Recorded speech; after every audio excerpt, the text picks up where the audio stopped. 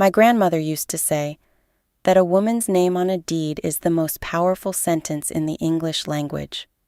Not a marriage certificate, not a will that somebody else wrote, and somebody else can contest in probate court for 3 years while the lawyers eat the estate down to the frame. A deed. Something you earned, something notarized and filed and recorded with the county in ink that doesn't fade. Something that says, I was here, I built this, and it is mine. She taught me that in a kitchen in Albany, California, not much bigger than a closet, while she pressed my hair on Saturday mornings and told me things her own mother had whispered to her in another kitchen, in another city, a long time ago. She said, Baby, the women in this family have always had to build their own doors. Make sure yours has a good lock. Her name was Iris Voss, and when she died, she left me 2 things. A 1971 Ford Mustang Mach 1 in Grabber Blue, and her name. I kept both. It is a Tuesday morning in January. I am sitting in the kitchen of a house in Orinda, my house, my kitchen, my name on the deed, watching the hills outside the window turn gold in the early light the way they do out here when the fog hasn't come in yet, and the morning is just the morning. My phone is on the table in front of me. 14 missed calls. 3 from my mother, 2 from my father, 4 from my sister Brianna, 2 from cousins I have not spoken to since someone's funeral 3 years ago, 1 from a woman named Gloria Watkins from my parents' church, who has had my phone number for reasons I have genuinely never been able to explain, and 1, the last one, left at 11:47 the night before, from a number I don't recognize at all, which means my mother found someone new to recruit. Look at those calls for a long moment, long enough to let the coffee cool a little. Then I turn the phone face down on the table, walk through the garage, and I sit in the Mustang. Just sit. The leather smells like oil and time. The dashboard is the same one my grandmother touched 10,000 times before I ever did. I start the engine, and I take the car up into the hills. No destination, no plan, just the road ahead of me, and the quiet of a life that has finally been put in order. But I'm getting ahead of myself. Let me take you back to where this really started. Let me take you back to July. I am 38 years old, and I am a forensic financial investigator. What that means, practically, is that I find money people are pretending doesn't exist. Hidden accounts, shell companies, fraudulent transfers dressed up as legitimate business expenses, and charitable donations and intercompany loans that somehow never get repaid. I work for a private firm in Oakland. We contract with federal agencies, insurance companies, estate attorneys, and occasionally very wealthy individuals who suspect someone close to them is stealing and need the proof packaged in language that will hold up in court. If there is a lie buried in a ledger somewhere, if there is a pattern of behavior that someone has tried very carefully to obscure, eventually someone calls us. I am good at this work. I am good at it because I understand one fundamental truth about financial deception. People always leave a pattern. They cannot help it. Human beings are creatures of habit even when they are breaking the law, especially then. The amounts rhyme.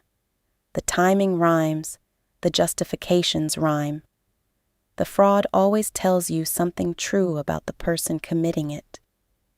If you know how to listen. I know how to listen. What I did not anticipate was turning those same skills on my own family. Though if I'm honest with myself, the signs had been there for years.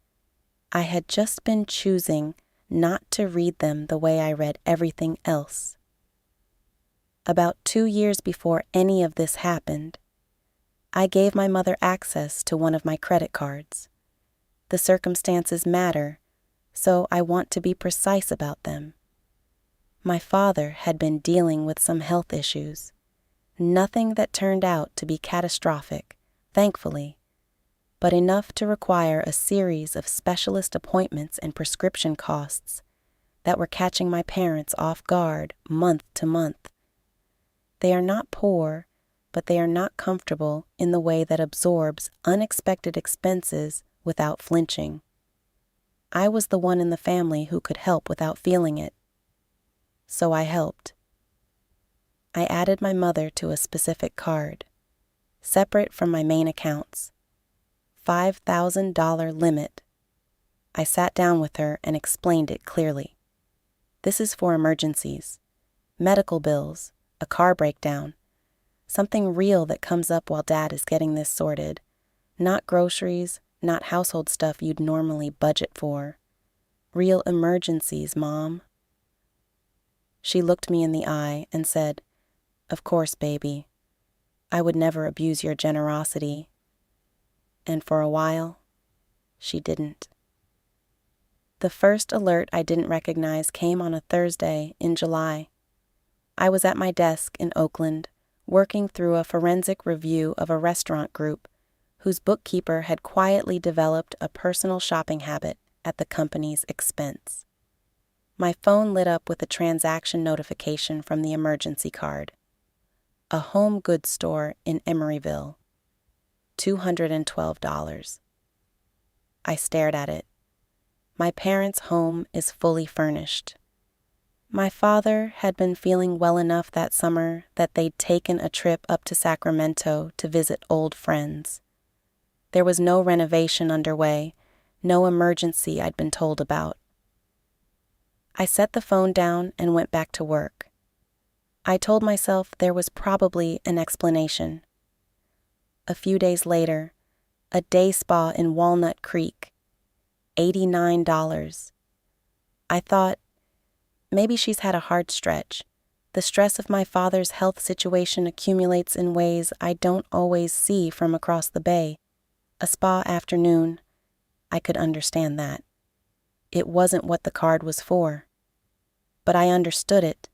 I said nothing. 2 weeks after that, a clothing boutique in Marin, $340.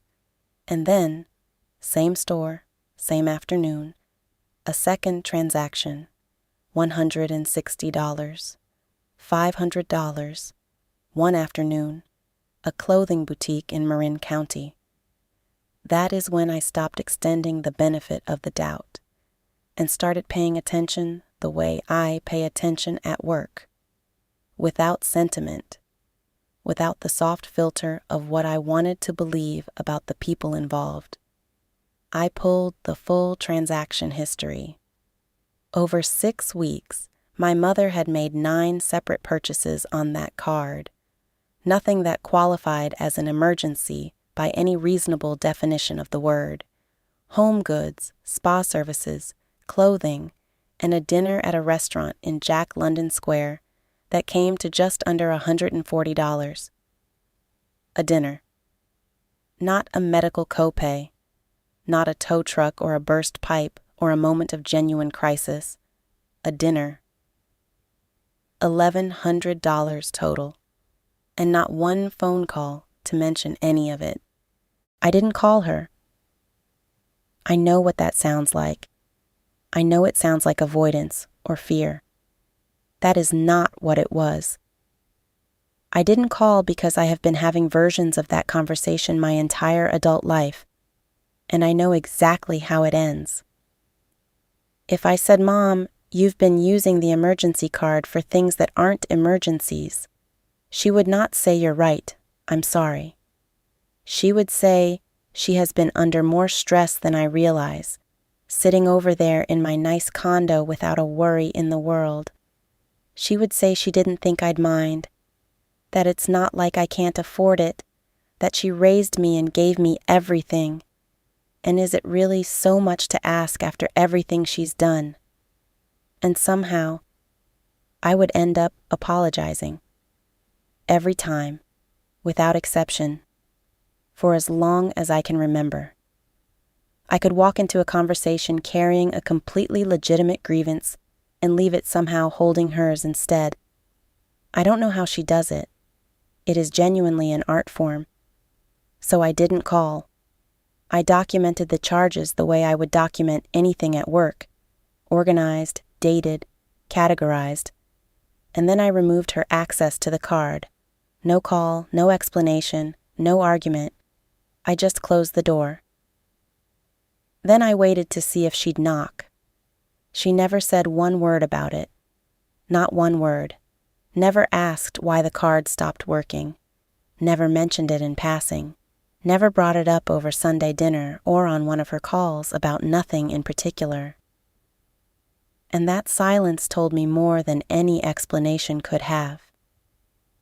If it had been a misunderstanding, if she had genuinely believed those purchases were appropriate, she would have called within days, confused, asking why the card wasn't working anymore. She would have needed to address it because she would have needed access restored. The silence meant she knew exactly what she had been doing. She just hoped I hadn't been paying attention. The following Sunday, I went to my parents' church. I went because my mother had called 3 times that week about how much it would mean to have me there, how the congregation hadn't seen me in months, how Pastor Williams always asked after me. I went because it was easier than the conversation that would follow if I didn't. Hat is a sentence I have said in some form in my own head for most of my adult life, and I am not proud of how long it took me to hear it clearly. I found my family near the fellowship hall, my mother in her good coat, talking to 3 people at once the way she does when she is in her element, my father looking healthier than he had in months, which genuinely made me happy to see, and Brianna, my younger sister Brianna, laughing near the door in a cream linen jacket with the kind of drape that doesn't come from anywhere you find at a mall. I knew that jacket. It had shown up on my transaction statement 5 weeks earlier. $160. Second purchase. Same boutique in Marin. Same afternoon my mother had spent $340 at the same store. Brianna was 32.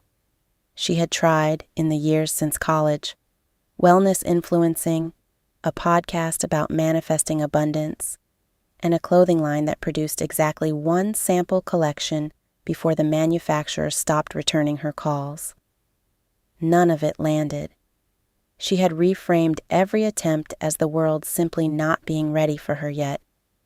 She was genuinely charming, genuinely beautiful, and genuinely convinced that those 2 things were supposed to be enough. She was wearing my money, and she looked wonderful. I stood there watching her laugh, that wide, easy laugh she has had since she was 7, and I felt something shift quietly inside me. Not anger, something colder than anger. Something more like clarity finally settling in, where confusion used to live. Darnell was standing next to her, her husband.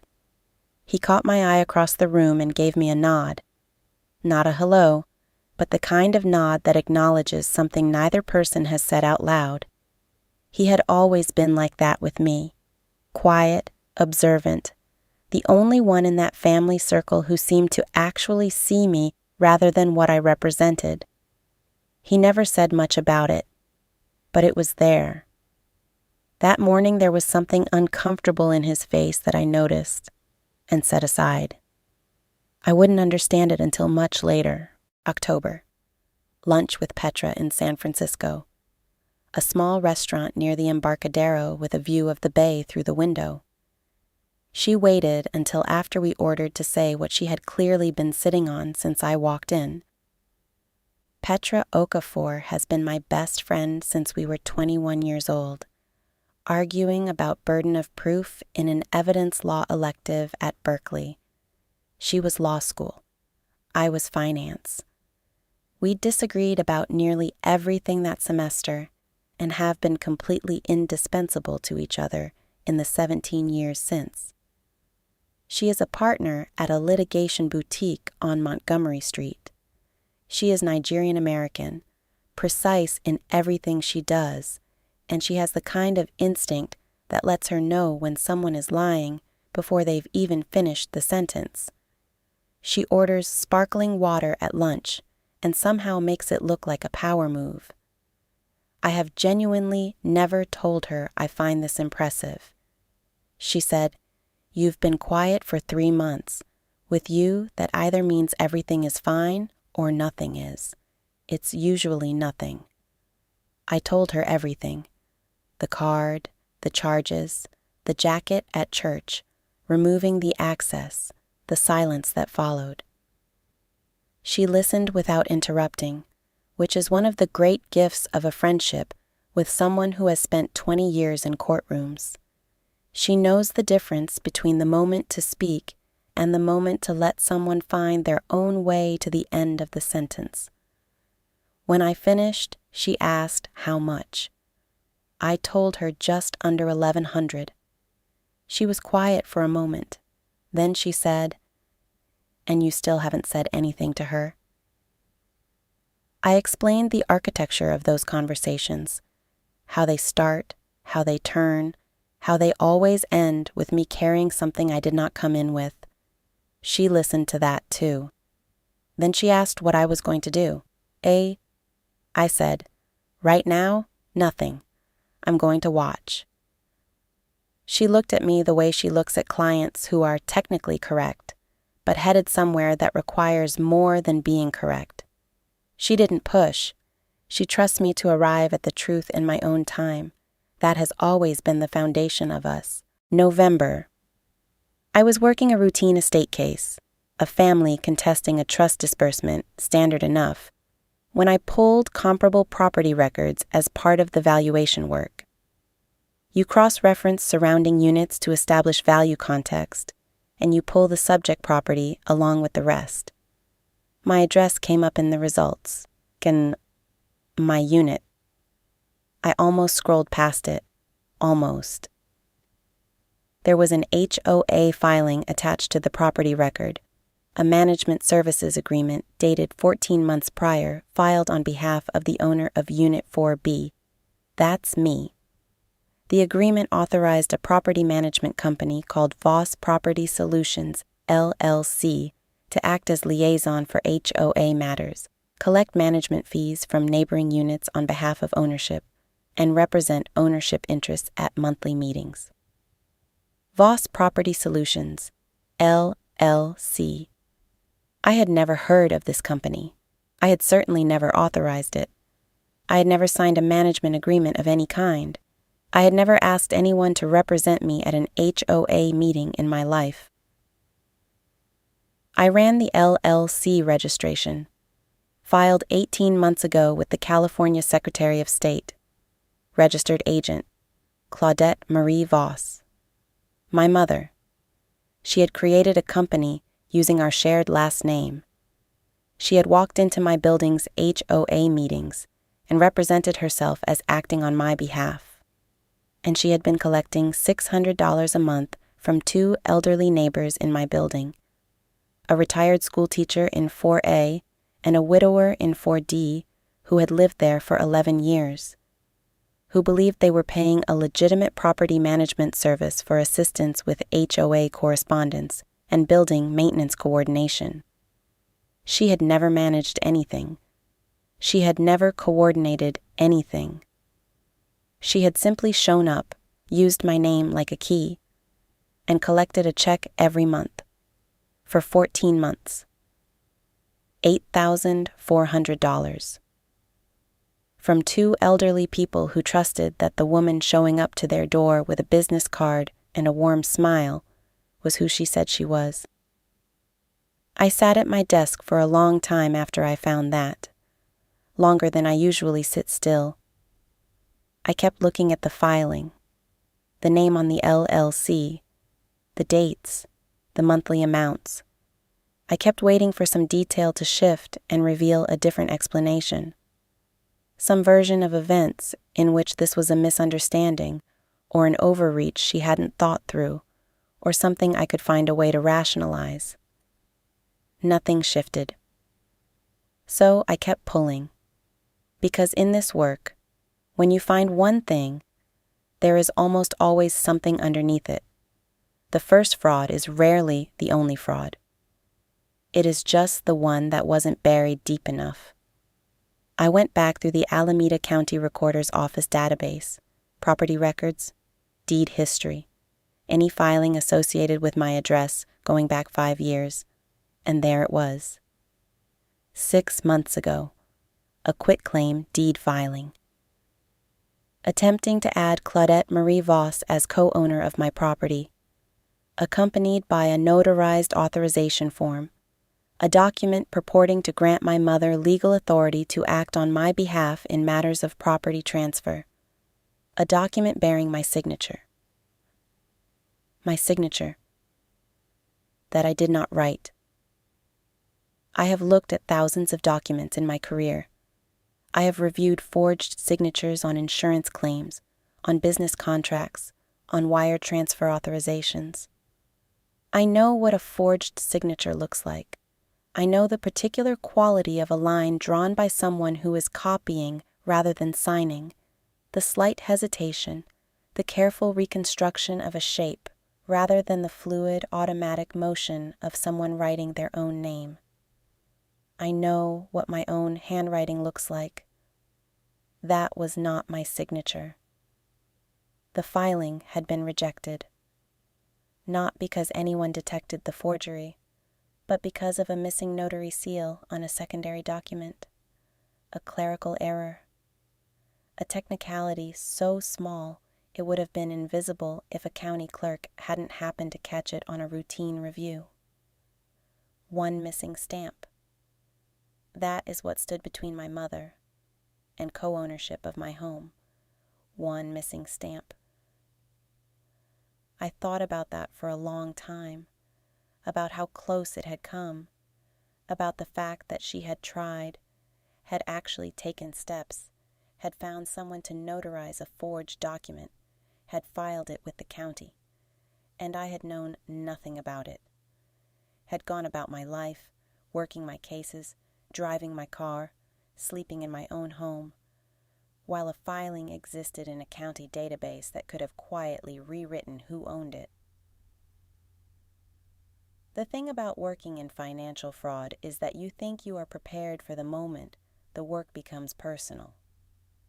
You think all those years of professional detachment have built something sturdy in you, something that holds.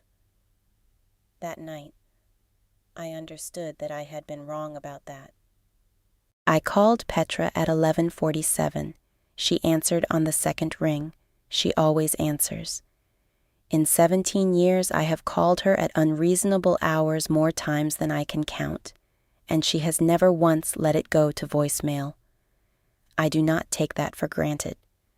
I told her what I had found. All of it, in order. The HOA scheme, the LLC, the 2 neighbors, the amounts, and then the quitclaim. The forged signature, the rejected filing.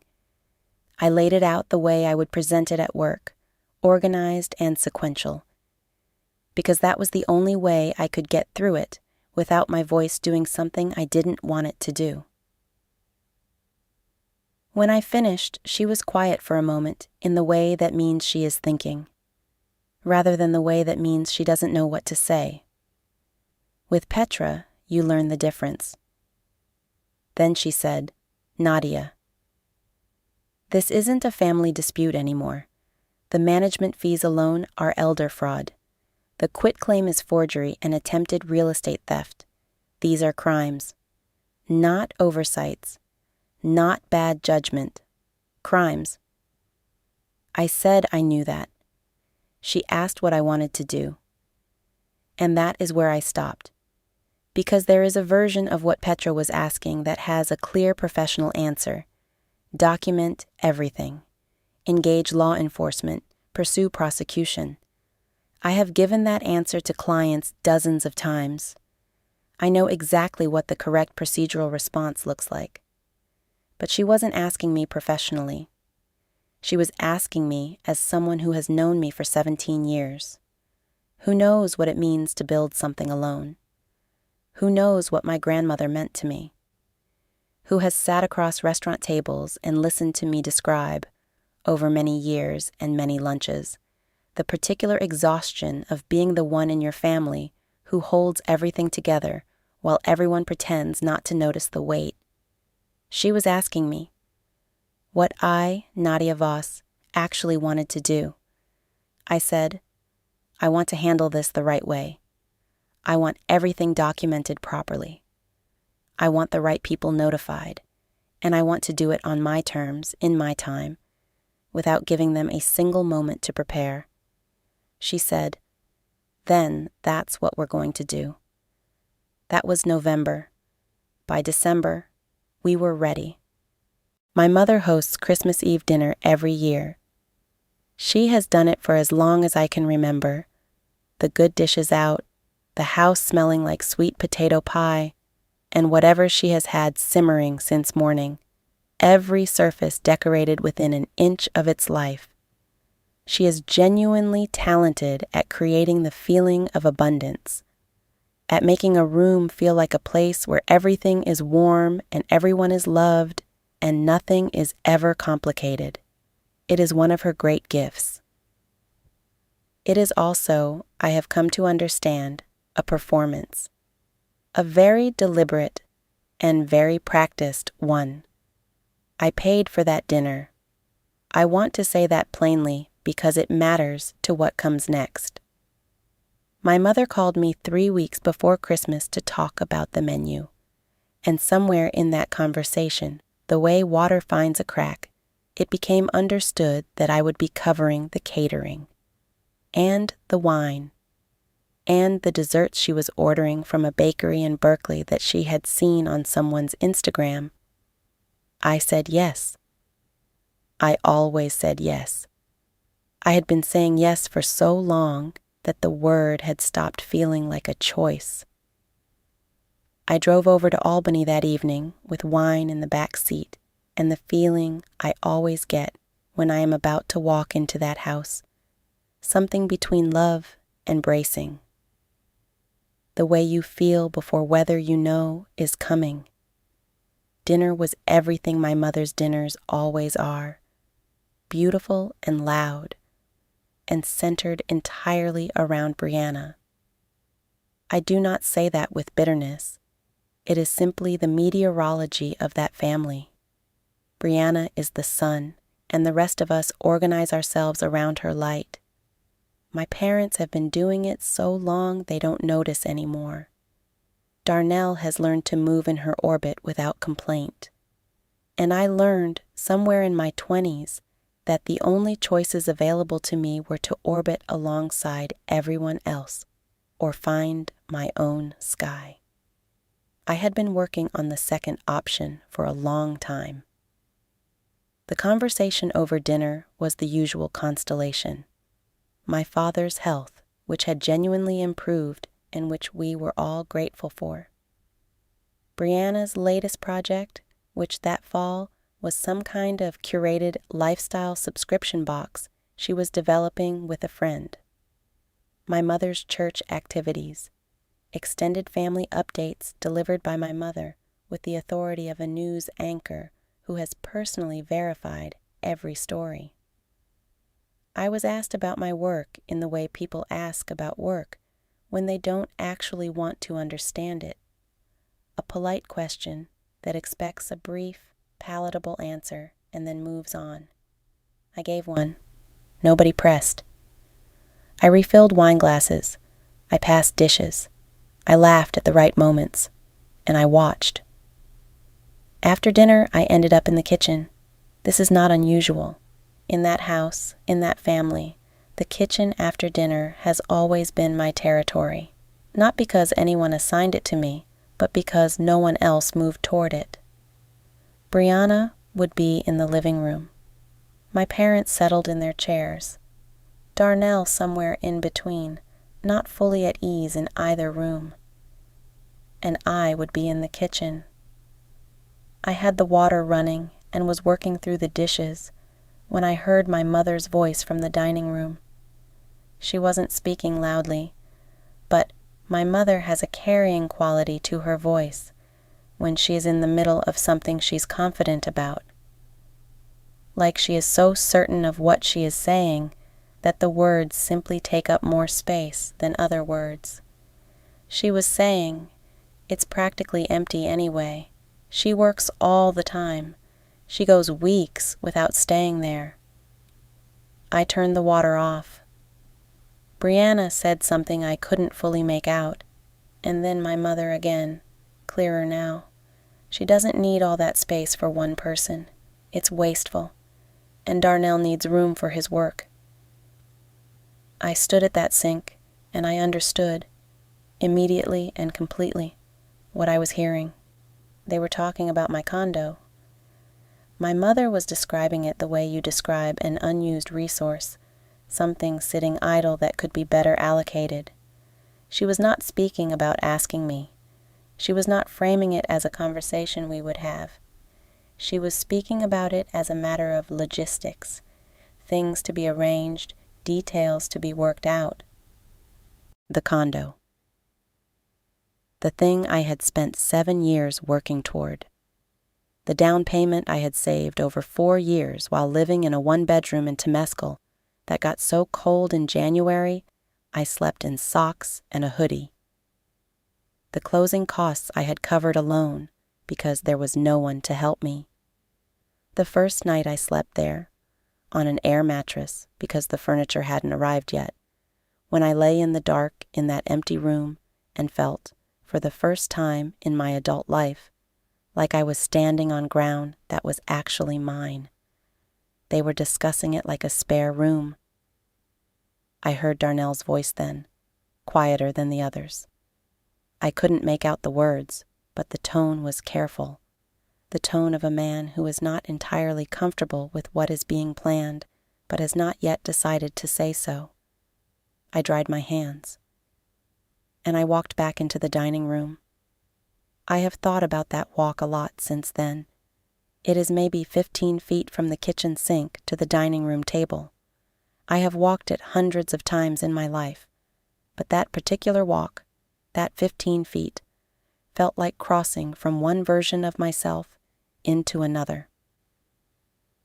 The version that walked out of that kitchen was not going to cry, was not going to confront, was not going to beg for basic decency and then feel ashamed for needing to.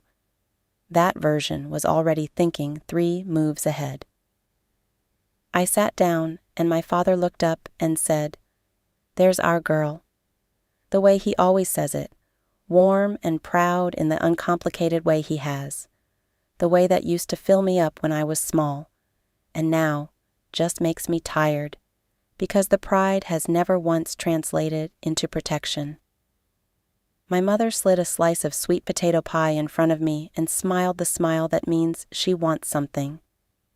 My father cleared his throat. He said they had been talking about family, about Brianna and Darnell's situation, their lease ending in the spring, Darnell's work needing more space, things being tight. He said, "We were thinking it might make sense for them to stay in your condo for a while, just until they get settled." I asked how long a while was. My mother answered before my father could. She said a year, maybe 2. She said I was single and didn't need all that space. She said it the way she says things she has already decided, not proposing, informing. I asked where she imagined I would live. She said I could come back home, or get a studio somewhere.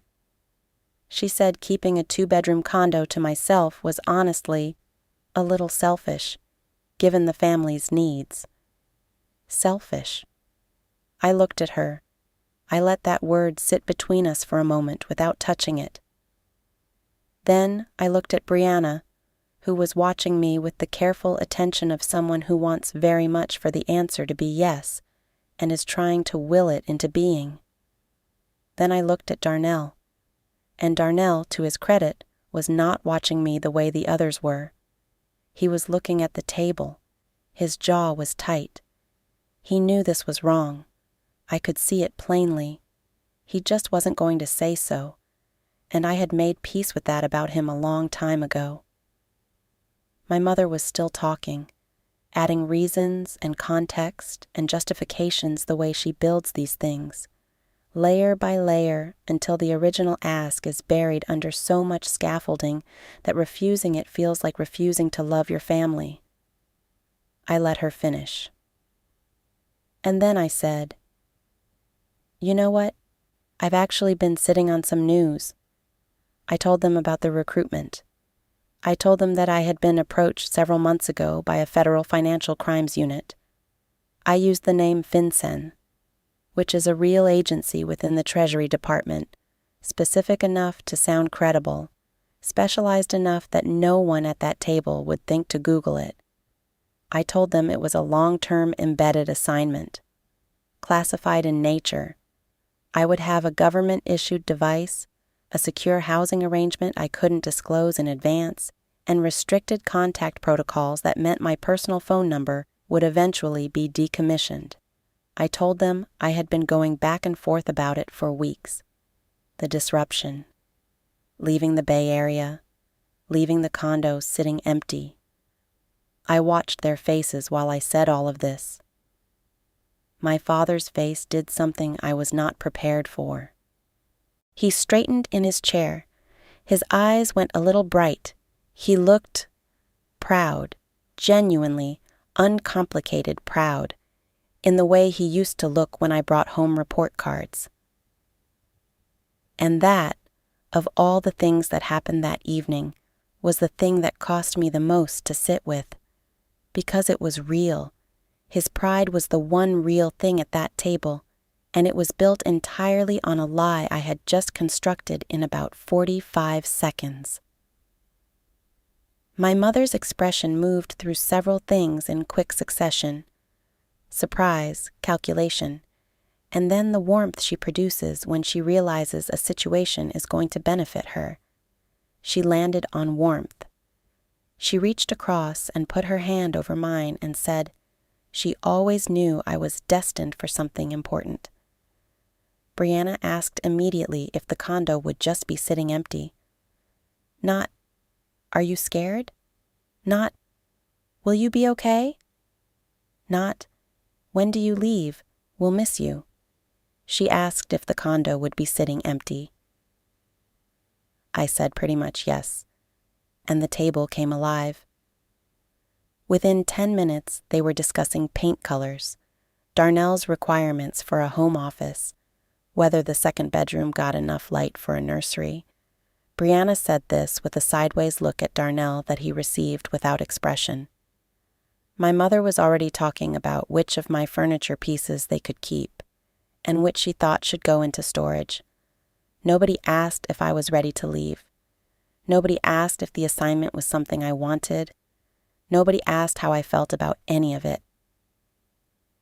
They moved directly to inventorying my life. I sat there and I ate my sweet potato pie, and I let them. It was later in the evening, when the dishes had been cleared and the conversation had settled into the comfortable sprawl of a family that believes it has gotten what it wanted. That's when it happened. Brianna was talking about logistics, getting her things out of storage, what the move-in timeline might look like, whether they would repaint before or after they moved in.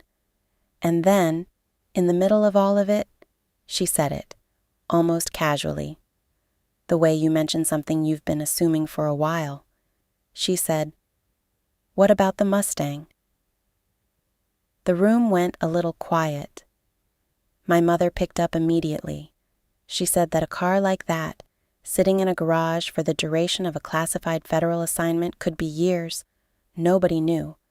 That was bad for the engine, the battery, the tires. She said Brianna needed something reliable, especially with everything ahead of them. And it was just sitting there, like it was a piece of furniture, like it was a lamp I'd forgotten to pack. That car is the reason I know what my grandmother's hands looked like when she was happy. It is the car she drove to my kindergarten graduation because she said the occasion deserved something memorable.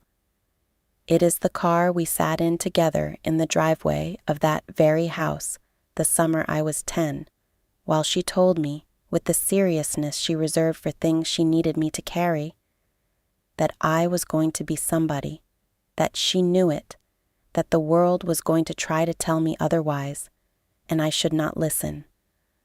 I restored that car over 3 years, sourced parts, learned things I'd never needed to know, spent weekends in a garage in Oakland getting my hands dirty in a way my work never requires. It was the most purely satisfying thing I have ever done, not because of what it was worth, and it is worth something now, considerably more than what my grandmother paid for it, but because of what it meant to bring it back. It is not a car to me. It is a conversation I am still having with someone who is gone. And my mother was sitting at her dining room table, telling me Brianna needed something reliable. I looked at my father. He nodded, slowly, looking at the tablecloth rather than at me. But he nodded. Going along with it the way he goes along with everything, not because he thinks it's right, but because disagreeing costs more energy than he has left. That nod. Not my mother's ask. I had expected that. Not Brianna's assumption. I had expected that too. My father's nod. That was the moment every last trace of doubt left me. If I had been carrying any remaining question about whether I was reading this family correctly, whether I was being too harsh, too calculating, too cold in how I had been processing everything since July, my father's nod answered it. He knew it was wrong, and he nodded anyway. I said, "Sure, I'll leave the keys with everything else." Brianna made a sound that I will not describe because it does not deserve description. My mother said, "That is the daughter I raised. Generous. That's who you are. Zola."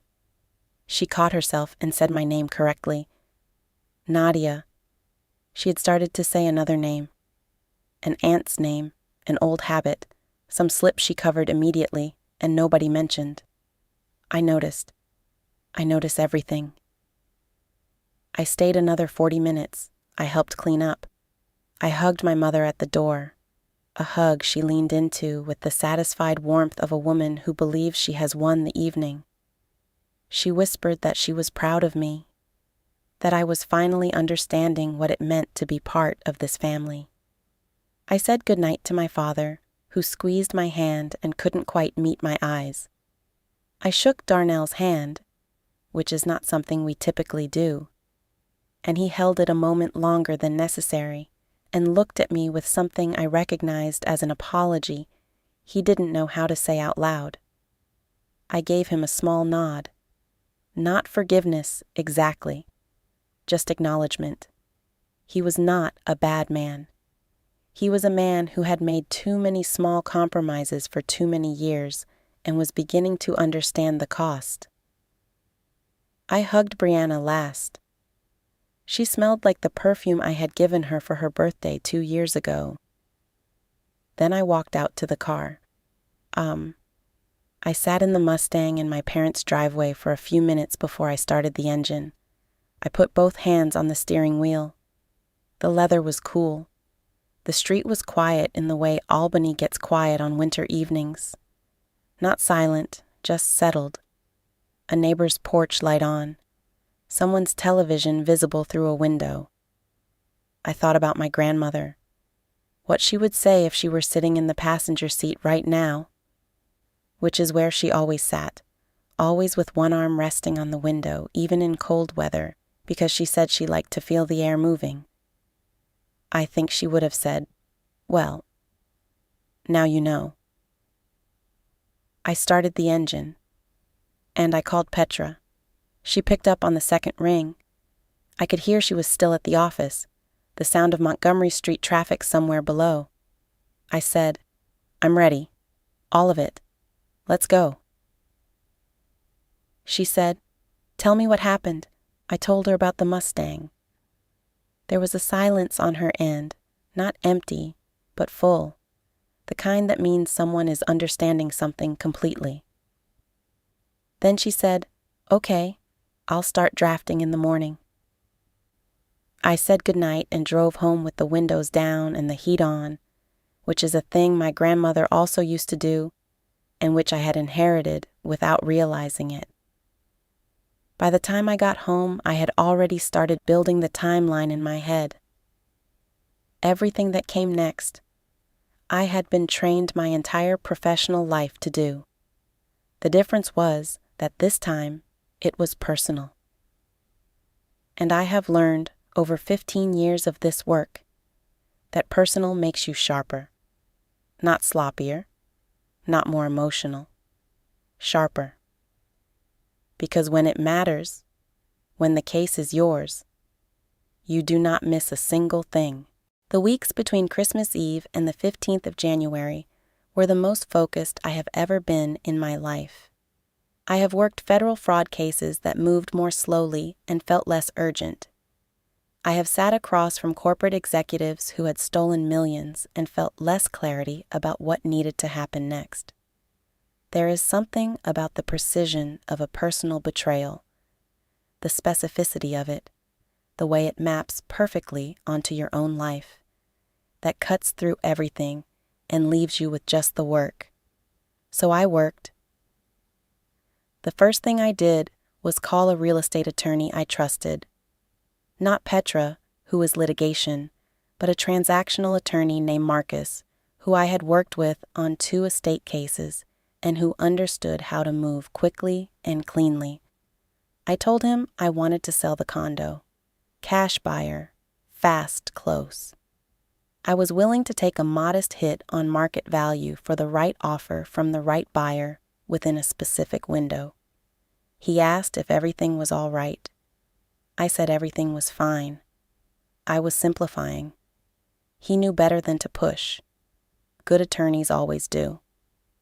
He came back to me within a week with a young couple, both physicians, relocating from Seattle, tired of renting, wanting to close before the end of the month if possible. They had the funds. They were serious. They fell in love with the unit the moment they walked in, which I understood. It is a beautiful space. I had loved it too. We agreed on a number. The paperwork moved. The wire cleared on the 14th of January, the day before the family had been told to come. $400,000, net of fees, landed in an account my mother did not know existed, associated with a trust she had never heard of. The Voss Family Trust. I had established it 6 weeks earlier with Petra's guidance. The trust was the architecture beneath everything, the legal structure that would hold my assets going forward in a way that put them at a permanent distance from anyone who might try to reach them. The condo had been in my name alone, which meant it had been findable, attachable, knowable. Anything held by the trust was a different matter entirely. The new property I had been watching for almost a year before any of this happened. A craftsman house in Orinda, up in the hills on the other side of the tunnel. 3 bedrooms, a proper garage, a piece of land that actually had space around it, not the compressed proximity of urban living where you can hear your neighbors' conversations through the wall. It was on a gated road with 4 other homes, the kind of quiet that takes some getting used to if you've lived in the East Bay your whole life. I had driven past it in October on a Sunday afternoon with nowhere particular to be. I saw the listing sign at the end of the private road, and I stopped and looked at it for a long time. I put in an offer the first week of December. It closed 3 days after the condo. Everything went into the trust. The house, the account that received the condo proceeds, my investment accounts, my firm equity. Nadia Voss, the individual, owns almost nothing on paper. The trust owns everything. My grandmother's Mustang. I transferred to the trust as well, insured, garaged, protected, not going anywhere. Not going to Brianna. Not ever. Petra filed the referrals to the Alameda County District Attorney's Office and the California Department of Real Estate on the 2nd of January. We were not pursuing charges aggressively. That was a decision I made carefully, and Petra respected without trying to redirect me. What I wanted was documentation. Official, dated, filed documentation that what my mother had done was named correctly by the relevant authorities. The two neighbors in my building, the retired school teacher in 4A, the widower in 4D, had been contacted quietly through proper channels. Both were shaken. Both cooperated fully. Both were elderly people who had trusted a woman who showed up smiling with a business card and a warm voice and a familiar last name. That is the part that stays with me, not what my mother took from me, though that is significant. What she took from them. People who had nothing to do with any of this, who were simply unfortunate enough to live next door to a property she had decided to use as a platform. That is the thing I am most angry about. The furniture liquidation company came on the 12th, 2 days before the family's planned move-in.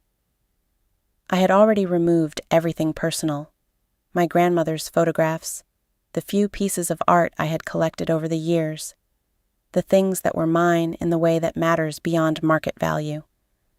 The liquidators took the rest efficiently and without ceremony, the way professionals do. By the end of the afternoon, the condo was empty. Bare floors, white walls, winter light coming through the windows with nothing to land on.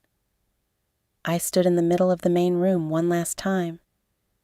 I had cried in parking garages for that place, had eaten rice and beans 3 nights a week for 2 years during the saving period because every extra dollar had a destination, had hosted exactly 1 dinner party when I first moved in, 6 people around a table I'd found at an estate sale, and I had been so happy that evening that I didn't know what to do with it. I stood there and I let myself feel all of that, without rushing past it. Then I locked the door behind me. The key I left under the mat, the old key, the one that fit the lock perfectly and would not turn the mechanism because I had changed the core 2 days before. I placed it carefully, deliberately, as though I were leaving something for someone to find, which I suppose I was. I took one last look at the hallway, the numbered doors, the elevator at the end, the hum of a building going about its business, indifferent to whatever human drama was moving through its walls. Then I walked out. The Mustang I drove up into the Orinda Hills on the morning of the 13th, through the gate, down the private road, into my garage. I sat in the driveway for a moment before I pulled in. The hills were gold and still the way they get in January when the rain has been holding off. The house was quiet. The neighbors on either side were far enough away that I couldn't see their windows from where I sat. I thought, this is what she meant. My grandmother, when she said, "Build your own doors, make sure they have a good lock." She didn't mean keep people out for the sake of it. She meant build something that is genuinely yours, something that can't be quietly reclassified as a family resource when someone decides they need it more than you do, something that exists on your terms, inside a structure that protects it. I pulled the Mustang into the garage. I closed the door behind it. Petra and I met the night before the 15th. We sat in my new kitchen, still mostly unfurnished, a folding table and 2 chairs I'd brought from storage, take out from a Thai place in Lafayette spread between us. and went through everything one final time. The envelope had been prepared by Petra's office, clean, professional, sealed. Inside, a printed copy of the rejected quitclaim deed with the county's rejection notation visible, a copy of the Alameda County fraud referral, case number, filing date, the names of the agencies involved, a detailed accounting of the HOA management fees collected by Voss Property Solutions, LLC, over 14 months, with the corresponding bank records, and a photograph. The photograph was my idea. It is a picture of me and my grandmother standing next to the Mustang in my parents' driveway. I am 10 years old. She is wearing a yellow dress and her good earrings because, she told me that day, a car like this deserves to be greeted properly. We are both laughing at something my uncle said from behind the camera. The car is gleaming. The afternoon light is the gold of a California summer.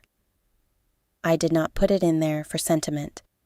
I put it in the envelope because I wanted there to be something inside that couldn't be argued with, cross-referenced, or explained away. Something that simply said, "This is what you tried to take. This is what it meant." Petra asked if I wanted to include a note. I thought about it for longer than I expected to. Then I said no. The documents are the note. Everything that needs to be said is already in there. She nodded and sealed the envelope. We ate our takeout and talked about other things. A case she was working, a trip she was planning in the spring, a book we'd both been meaning to read. Normal things. The kind of conversation that reminds you that your life is larger than any one story running through it, even the significant ones. When she left, I stood at the window for a while, looking out at the dark hills. Then I went to bed, and slept better than I had in months.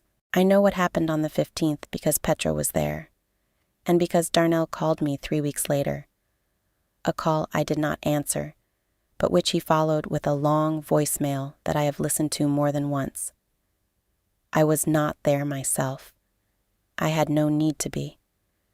But I can tell you exactly how it went, because I know those people. I know their rhythms and their assumptions, and the specific shape of their confidence. I have known them my entire life. They arrived at 10 in the morning. My mother, my father, Brianna, Darnell, 2 cousins whose names I will not use because they were not really part of this. They were simply people my mother had recruited to help carry boxes, promised a good meal after, and not told the full story to, because the full story would have raised questions she didn't want to answer. My mother was wearing her good coat, the fur one. She had worn it specifically for the occasion. This was not a moving day outfit. This was a "we have arrived" outfit. This was the coat she wore to events she wanted to feel significant. She had purchased it with the emergency card. I know this because I have the transaction record. They had a truck, a rented one, already loaded with Brianna and Darnell's things from the storage unit they'd been paying for since their lease ended. They had packed with the confidence of people who have been assured the destination is ready for them. They had not confirmed with me. They had not needed to, in their minds. The arrangement was settled. The keys would be under the mat. They approached the lobby. My mother tried the fob first. She held it to the reader the way she holds things when she is certain. Firmly, expectantly. The light stayed red. She tried again, still red. Brianna tried. Darnell tried. My father stood back and watched with his hands in his coat pockets, which is where his hands go when he doesn't know what to do and knows better than to say so. I had deactivated that fob at 8 o'clock that morning through the building management portal, where I remained the listed owner of Unit 4B for precisely 17 more hours due to the leaseback agreement. I had reported it lost and stolen. which was accurate in every sense that mattered. The doorman came out. A young man named Kevin who had been working weekends for about 3 months. Kevin had not met my family. Kevin followed the building's protocols with the thoroughness of someone who takes a new job seriously and has not yet been worn down by exceptions. He told them they needed to move the truck. They were blocking the entrance. My mother told him her daughter owned Unit 4B and they were moving in. Kevin checked his clipboard and told her there was no move-in scheduled, and Unit 4B was listed as vacant. Brianna laughed, the high, nervous laugh she produces when a situation isn't going the way she expected, and she hasn't yet decided how to respond to that. She explained that her sister had just left for a federal assignment and given them the unit. Kevin asked for documentation. There was no documentation, because there had never been a tenancy agreement, a lease, or any legal instrument that gave them any right to that unit. There was only a conversation at a dinner table, and a daughter who had smiled and said sure. My mother started dialing my number. It went to the generic voicemail of a line that had been transferred to a new number she didn't have. She dialed again. Same result. She tried my father's phone, Brianna's phone. She worked through every contact she had for me with the increasing urgency of someone who is beginning to feel the floor shift beneath her and cannot yet name why. Petra, in a professional setting, is a specific kind of force. She is not loud. She is not theatrical. She does not need to be. She walks into a room and the room reorganizes itself around her without entirely understanding why. It is something in the quality of her attention. The sense that she has already thought further ahead than you have and is simply waiting for you to catch up. She was carrying her briefcase, dressed the way she dresses for anything that matters, completely, precisely, without a single element out of place. She looked at the scene in the hallway and said my mother's name. My mother turned around. Petra introduced herself. Her name, her firm, her role. She said she had been retained by the owner of record of Unit 4B and was present to ensure the transition was handled correctly. My mother started to say something. Petra continued without pause. She said the unit had been sold in a clean cash transaction 14 days ago.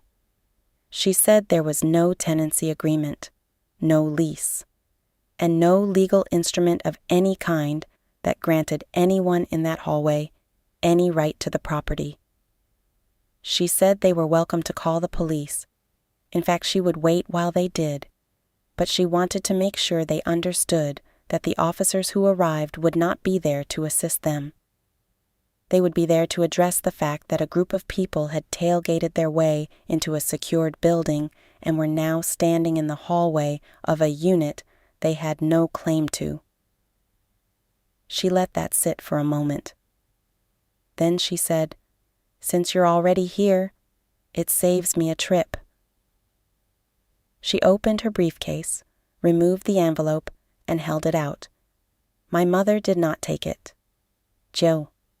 So Petra set it gently on top of one of the moving boxes stacked in the doorway. Carefully, without ceremony, the way you set something down when you know exactly where it belongs. She said, "Have a good afternoon," and she walked back down the hallway. Her heels on the floor were the only sound. They went back to my parents' house in Albany. I know this because of the voicemail, and because Petra drove past the address on her way back through, and the truck was parked in front, still loaded, going nowhere. I imagine the ride back was quiet in the way a car full of people goes quiet when something has happened that nobody yet has the language for. My mother would have been the first to speak, eventually, because she is always the first to speak. she would have begun the work of constructing a version of events that repositioned her as the wronged party. She is very good at this. She has had decades of practice. But even she would have needed a little time first. They sat at the kitchen table, the same table where, 3 weeks before, they had made plans over sweet potato pie. My father made coffee. This is what my father does in moments of household difficulty. He makes coffee, sets cups in front of people, and returns to his position of careful non-involvement. He has been doing this for 40 years. The coffee is always good. It has never once solved anything. My mother called me. The generic voicemail. She called again. Again. She called from my father's phone, from Brianna's phone, from the house landline that I had not known they still had until that moment.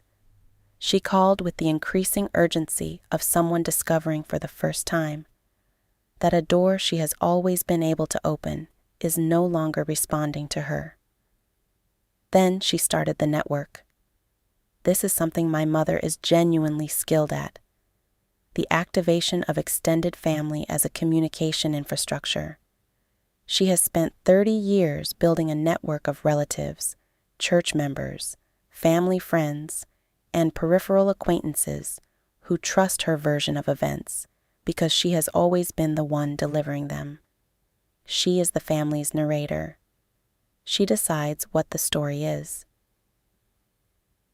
Within an hour of returning to Albany, she had called my aunt in Vallejo, 2 cousins in Oakland, a woman named Denise who had gone to high school with my mother and considered herself a family institution, and Pastor Williams, who she reached on his personal cell on a Saturday afternoon because she had that number and was not above using it. To each of them, she told a version of the day's events that bore a careful relationship to what had actually happened. The condo had been sold without warning. She and Brianna had shown up expecting to move in and found strangers there. Nadia wasn't answering her phone. They were worried. Worried. Not, we had been planning to take her home without her knowledge and she found out.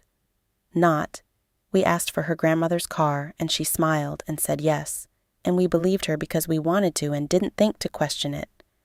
Not, she discovered what we had been doing and handled it completely. Worried. The calls started coming in within the hour. My aunt, then the cousins, then Denise, then eventually Pastor Williams himself, who left a gentle and well-meaning message asking me to please reach out to my family as they were concerned about my well-being. I did not answer any of them. I want to be clear about why, because it matters. It was not because I didn't care about these people. Some of them I genuinely love. My aunt in Vallejo taught me to drive. One of those cousins sat with me in a hospital waiting room for 4 hours when my father had a health scare 3 years ago and never once made me feel alone. I didn't answer because I understood exactly what was happening. My mother was doing what she always does when reality produces an outcome she cannot accept. She was recruiting witnesses, building a chorus, creating the social conditions under which I would feel the pressure to explain myself, to justify, to return to the table and negotiate. She was manufacturing concern as a mechanism for access. And I had decided, clearly and finally, that I was no longer available for that. The phone stayed face down on my kitchen counter in Orinda while I unpacked boxes and listened to the quiet of the hills. Darnell was the one who opened the envelope. He told me this in the voicemail. He said my mother hadn't wanted to touch it, had referred to it as Petra's little package with the contempt she deploys when something frightens her. My father had looked at it and looked away.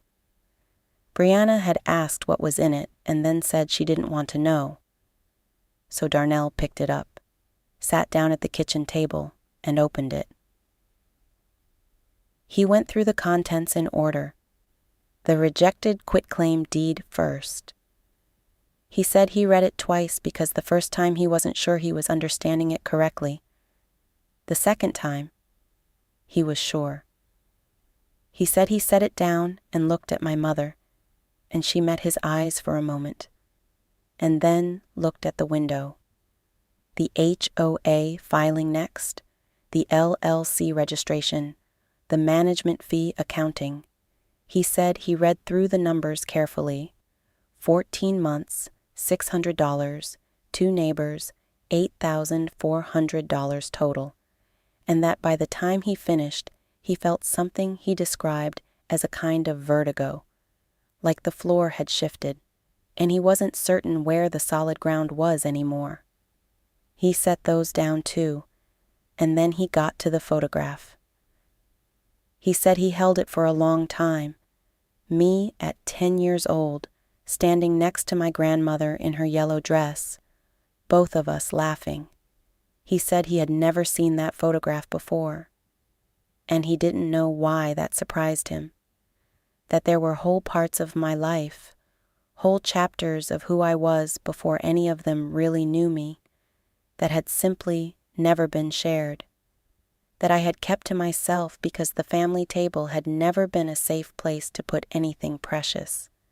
He said he understood, looking at that photograph, what asking for the Mustang had meant, not just to me, but about all of them, what it revealed about how completely they had failed to see me, that you could look at a person for 38 years and still not know what they were carrying, still not know what mattered to them and why. He said, "She trusted us with the access card, Bree. She gave your mom access to an emergency fund, and we treated it like it was nothing. We sat at that table and talked about her furniture and her car like she wasn't a person, like she was just a resource we'd figured out how to access." Then he said the thing I have thought about most since. He said, "I knew it was wrong. At the table, at Christmas, I knew. And I didn't say anything. That's on me. That's the thing I have to figure out how to live with." Brianna, he said, was crying by then, the real kind, not the performed kind she produces when things don't go her way, but something quieter and more genuine that he said he hadn't seen from her in a long time. She kept saying she didn't know her mother had done those things. The quitclaim, the HOA scheme, she kept saying she didn't know. Darnell said he believed her, that Brianna's sins in this story were entitlement and thoughtlessness, and a lifelong habit of accepting good things without examining their source, but that she had not known about the fraud. That was their mother's operation. Claudette had run it the way she runs everything, independently, strategically, and beneath a surface of warmth that made questioning it feel like an act of cruelty.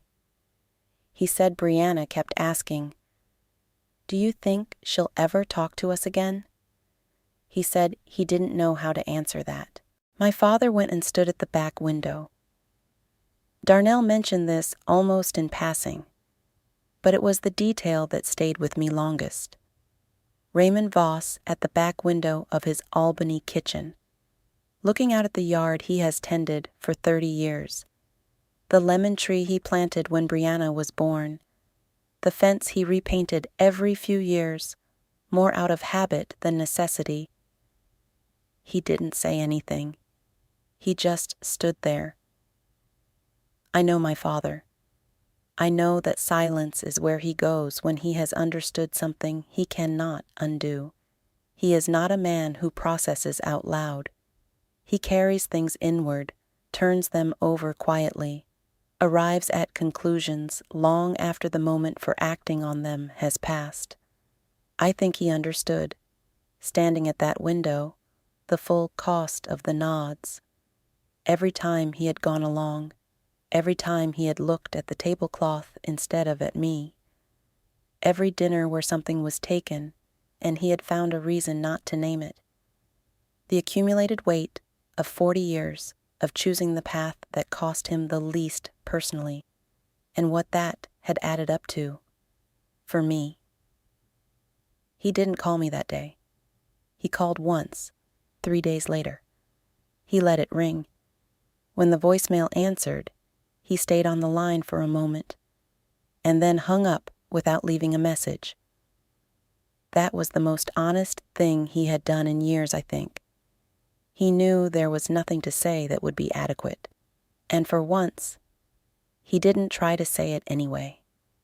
It is a Tuesday morning in January, and I am in my kitchen in Orinda, and the hills outside are gold. The coffee has cooled a little. The phone is still face down on the table. The missed calls are still there, 14 of them, stacked in the dark of the screen, going unanswered. I think about my grandmother. I think about the kitchen in Albany where she pressed my hair and told me things. I think about the yellow dress and the car and the afternoon light and the quality of her voice when she wanted me to understand something important. Not louder, slower, more deliberate, like she was placing each word somewhere she trusted it would hold. She was not a woman who had been given much. She had built everything she had with the patience and precision that I recognize in myself, that I know now is not something I developed so much as something I inherited, a way of seeing, a way of waiting, a way of understanding that the ground you stand on is only as solid as the work you put into claiming it. She left me the car because she wanted me to have something that moved, something that wasn't fixed, that couldn't be surrounded, that could always take me somewhere new when the place I was standing stopped being safe. She was smarter than I gave her credit for, even then. I am not running from my family. I want to be precise about that, because it matters to me how this is understood. I did not sell my condo and move to the hills and change my number because I was afraid of them. I am not afraid of them. I am a woman who spent 3 months quietly documenting their actions and then spent 3 more months systematically and legally addressing every single one. I do not run from things. I relocated because I am finished being accessible to people who treated my accessibility as a vulnerability. There is a difference. It is an important difference. The new house is mine in a way the condo never fully was. Not because it is larger or more beautiful or more secluded, though it is all of those things, but because it is held correctly, inside a structure that protects it, under a name that means something, with a gate at the end of the road that is not about keeping the world out, but about being deliberate about who comes in. The Mustang is in the garage. I drive it on mornings like this one, up into the hills, no destination, windows down even when it's cold, because that is what she always did. There is a stretch of road above the reservoir where the view opens up completely, and on clear mornings you can see all the way across the bay to the city, San Francisco sitting in its light across the water, the bridges, the hills beyond. I stop there sometimes, just sit with the engine off and the view open. I think about what I know about financial fraud, about the patterns, the rationalizations, the way people talk themselves into believing that what they are taking was never really someone else's to begin with.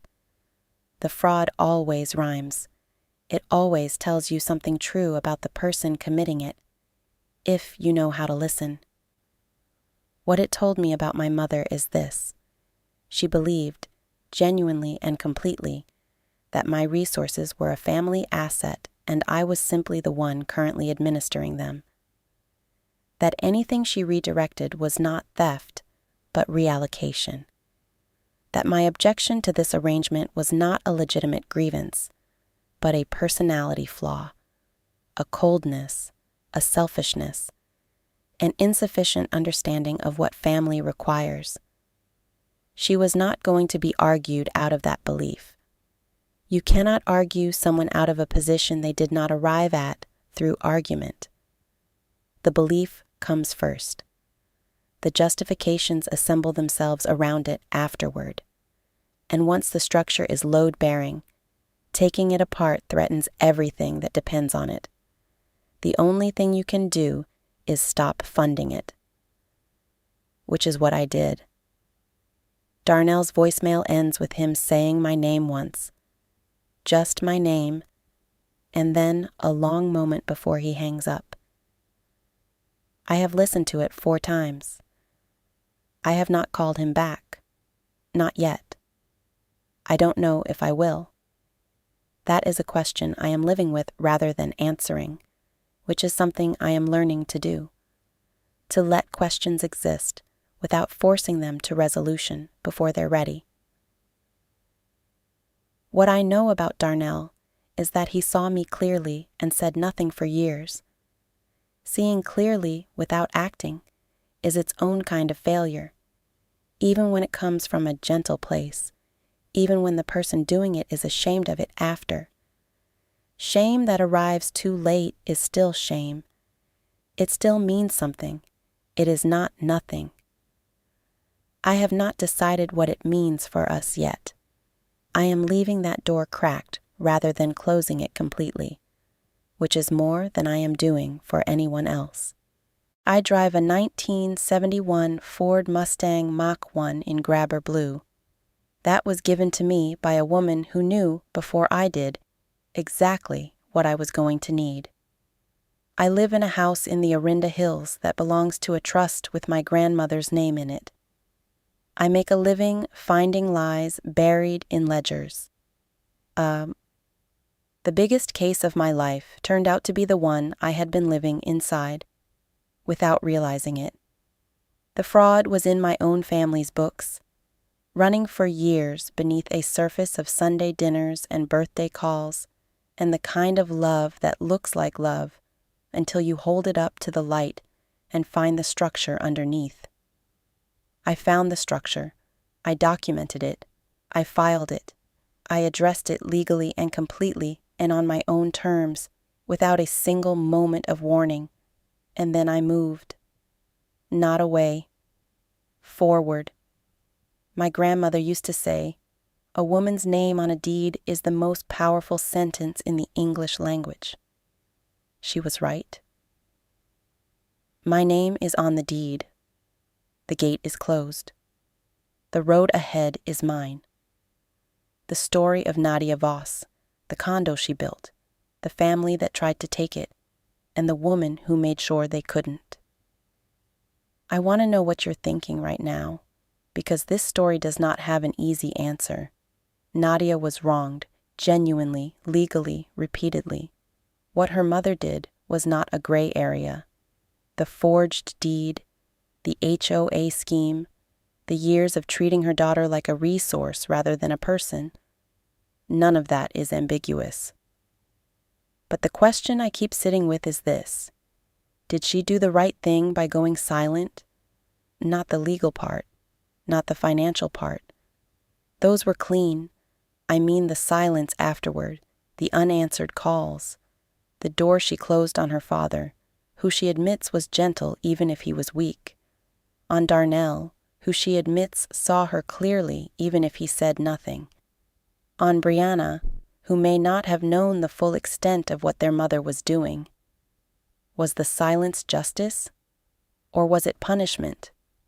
Or is there even a difference when you have been carrying something that heavy for that long?